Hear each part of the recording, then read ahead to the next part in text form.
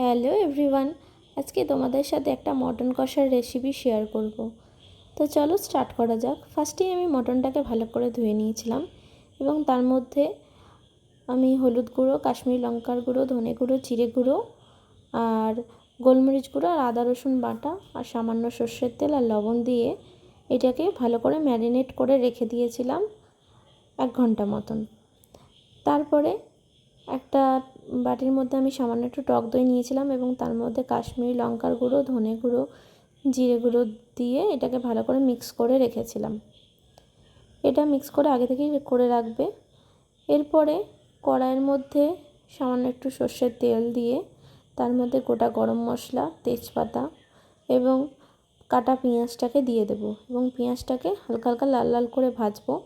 অবশ্যই পেঁয়াজের মধ্যে একটু লবণ আর একটু চিনি দিয়ে দেবে, এতে তাড়াতাড়ি পেঁয়াজটা ভাজা হয়ে যায়।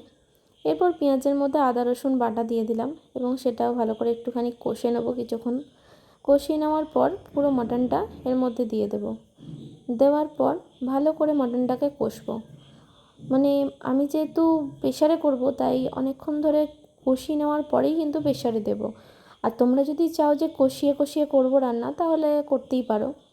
এরপর একটু কাশ্মীরি লঙ্কার গুঁড়ো, হলুদ গুঁড়ো আর একটু ওই ধনে গুঁড়ো, জিরে গুঁড়ো এইসব সামান্য একটু একটু করে দিয়ে দেবো এবং তারপরে আবার এটাকে কষতে থাকবো।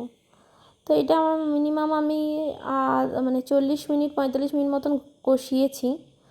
আর আমি যেহেতু আলুটা আগে সেদ্ধ করে হালকা ভেজে নিয়েছিলাম, কারণ প্রেশারে দিলে আলুগুলো পুরো গলে যায়, তো সেক্ষেত্রে আমি আলুটা আগেই সেদ্ধ করে ভেজে নিয়েছি এবং তারপরে মশলার সাথে এটাকে একটু কষাচ্ছিলাম।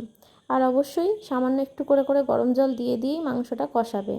অনেকক্ষণ কষানোর পর আমি সামান্য একটু মিট মশলা দিয়ে দিলাম এবং তারপরে আরও কিছুক্ষণ এটাকে কষিয়ে নেব এবং তারপরে এটার মধ্যে আমি প্রেশারে বসিয়ে এটার মধ্যে 4-5খানা সিটি দিয়ে দেব। দেওয়ার পর নামানোর পরে আমি যেই টক দইটা ফেটিয়ে রেখেছিলাম সেটার মধ্যে দিয়ে একটু ফুটিয়ে নিয়ে কাঁচা লঙ্কা ওপর থেকে চিড়ে ছড়িয়ে দেব এবং সামান্য একটু গরম মশলা আর ধনেপাতা কুচি ছড়িয়ে এটা গরম গরম সার্ভ করতে পারো। আর সামান্য অবশ্যই একটু ঘি দিয়ে দিও, এতে সুন্দর একটা গন্ধ আসে। তো এই ছিল মটন কষার রেসিপি। ভালো লাগলে like, comment, share. Bye bye.